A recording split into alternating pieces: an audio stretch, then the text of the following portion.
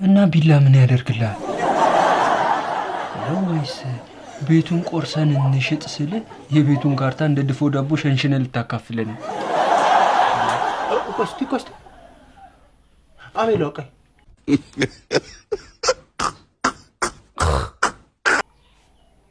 ምንድነው እንዴ? እስቲ አውራ። ምንድነው? ውስጡ ባዶ ነው መሰለኝ። ስነካካው ያስተጋባል።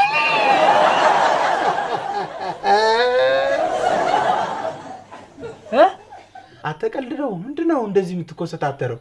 ጩቢቲ ወይ የኔ አንፈር ወይ የኔ ኮሜዲያን እኔን ለማሳቅ እንዲህ የለፋ ነው ዝም ብለው እውነት ሼ ስለዚህ በራስህ ሙድ ሽንት ጠብ እስኪል ነው ማስቀሽ። እሺ ምንድን መሰለህ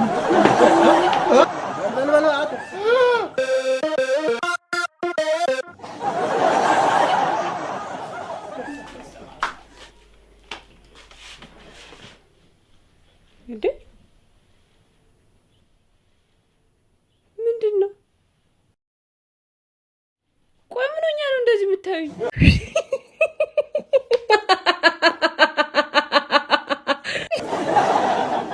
አሁን ገና ለገና ውሩ ዘነጠች ብላችሁ እንደዚህ በቃ መንጨርጨራችሁ ነው? ዝነጣ ወይ ዘጠነኛው ሺ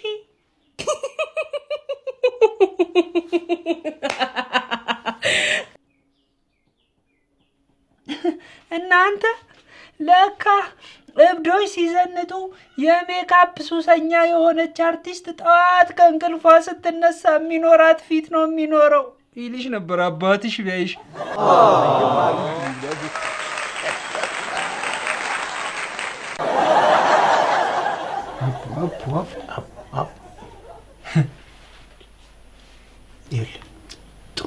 ጥሩ ነው ማበዷ ለኛ ጥሩ ነው። ቤቱን ለሁለት እንካፈለዋለን። አይ ጩባው ያልገባሽ ነገር እኮ ሀበሻ ሲያብድና ሲሰክር እንግሊዝኛ ካላወራ አይሆንለትም። እሷም ሲያረጉ አይታ እንግሊዝኛ ላውራ ብትል በምን ልንግባባ ነው? ወደ ስራ እንግባ። አምጥሩ ጠጋ ይታያችኋል። እዚህ ቤት የተሰራብን ግፍ ማለት እንዴ ተዘርዝሮ የሚያልቅ አይደለም። ከሴት አቅም ሴት ይዘን መምጣት አንችልም።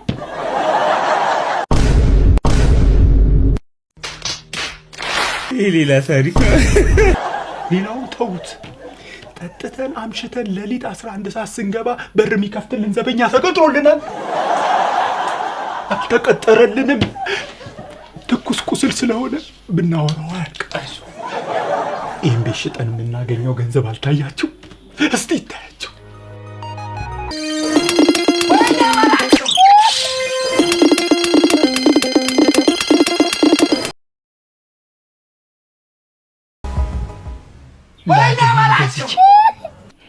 ልክ እንደ አብርሽ ዘጊት ፈልሰስ ብዬባት እድሜን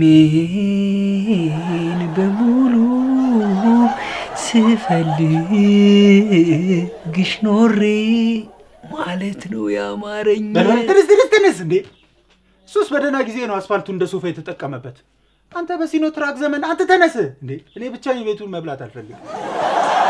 ይኸውላችሁ ከሁለታችሁም ታላቅ እኔ ነኝ። እዚህ ቤት በመኖር ከእናንተ እበልጣለሁ። ስለዚህ ትልቁን ድርሻ የምወስደው እኔ ነኝ። አይሆንም ሌላ ነገር እናስባለን የምትሉ ከሆነ ደግሞ ጦርነት ይነሳል።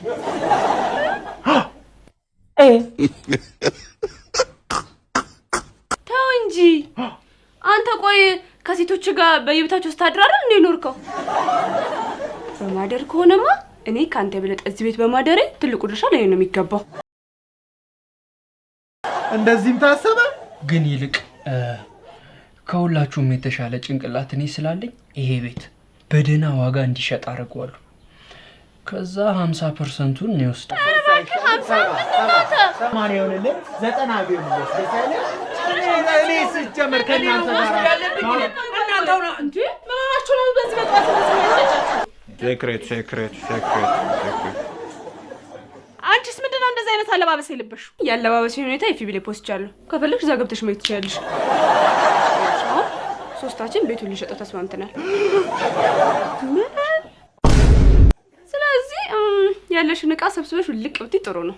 ወገቤ እስኪንቀጠቀጥ ድረስ እየሰራው እንደማበላችሁ እረስታችሁት ነው ልታፈናቅሉኝ የወሰናችሁ? ምን ታረጊዋለሽ? ጊዜው ነዋ። ባለፈው ምን ሆነ መሰላችሁ? አንድ ጓደኛችን መንታ አረገዘች። ከዛ አንደኛው ልጅ በ6 ወሩ ውልቅ ብሎ ያወጣ መሰላችሁ?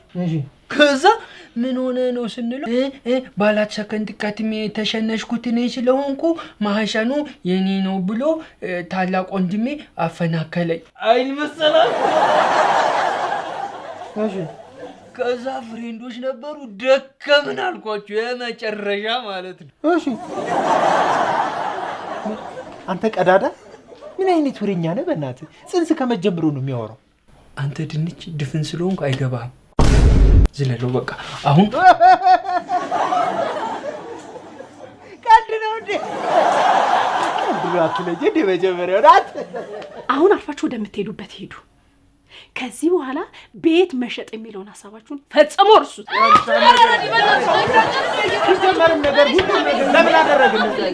ስለዚህ መሸጥ ወይም ሞት ነው የምትሉት? እኔ በጁስ ቤት እተዳደራለሁ፣ ችግር የለብኝም። አባታችሁ ግን ስለ አባታችን እንኳን አታስብ። ይሄ ግዳጅ አንተ ጋር ተጥሏል። ሂድና ግደለው። ይሄ ሌላ ታሪክ ነው። ጓንት ስጡኝ እጄ ልግደለው።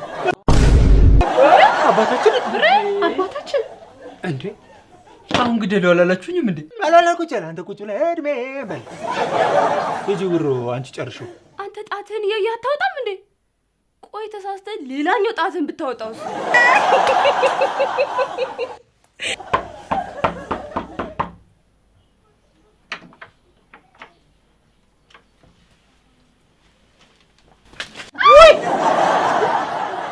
ወሮ ቀጠሮ ብዶንሽ እንዴ? እኔ እኮ ሄድ መለስ ሲያደርግሽ ልጄ በኤጀንሲ ተቀጥራ እብደቷን ከምታባክነው ምን አለ እንዳው ቋሚ ብታደርግልኝ ብዬ ነበረ። ግሬ አንተም እንደኔ ክሬዝዴ ልታከብር ባልሆነ እኔ ኑሮ አውቋበድ ያደረገኝ ይበቃኛል ልጄ። አሁን ደግሞ ቦታውን ለተተኪ ትውልድ መልቀቅ አለብን። ኦኬ አሁን ለወሬ ጊዜ የለኝም። ቤቱን ለቀህ እንድትወጣ ተፈርዶብሃል። አዳሜ 18 ዓመት ሞልቶሽም ፈቅጄ ባኖርኩሽ በኔ ላይ ታሴሪያለሽ። አለኝ የምትለውን ሀብትና ንብረት በፌስታል ቋጥርና ና እየጠበቅን ነው። ወሮ የኔ ሀብት እኮ ልጆቼ ናቸው። መቋጠር ከተነሳ ግን ይው ካንቺ እንደምጀምረው እኔ ወይኔ ዳድ በቃ አንሰማም። ከዚህ ቤት እንድትወጣ ተፈርዶብሃል ተባልክ፣ ተፈርዶብሃል። አንተ ልጅ ዛሬ ቆይ ምን ሆነሃል?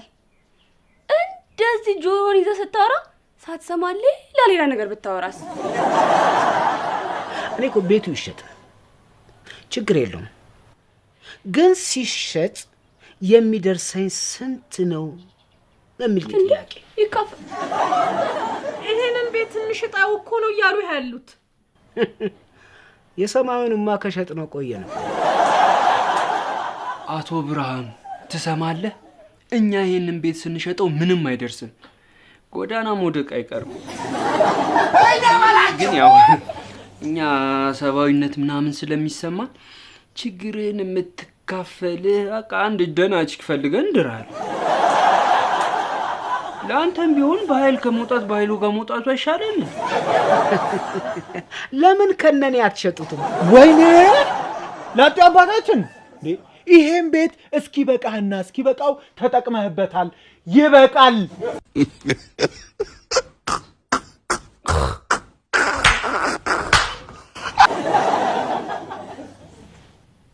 ነው ያልነ ይኸውልህ ዲፕሎማሲያዊ መንገዳችንን አትፈታተነን። ሳንወድ በግዳችን አምባገነን አታደርገን ነው ያልነ። ያለ አባት መኖር እንችላለን እያላችሁ ነው አይደል? ያለ እናት መኖር ሰለቸን ነው ያለው።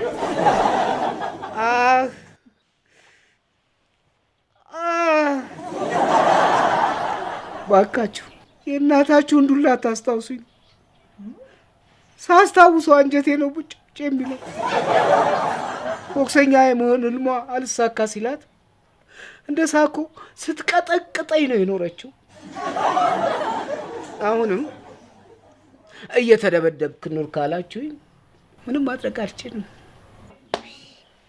አረ ብሬ በእናትህ ቆፍጠን በል። ሁሉም ሴት እኮ አንድ አይደለም። ደግሞ እኔ አሪፍ መከላከያ ከዩቲዩብ ላይ አወርድልሃለሁ።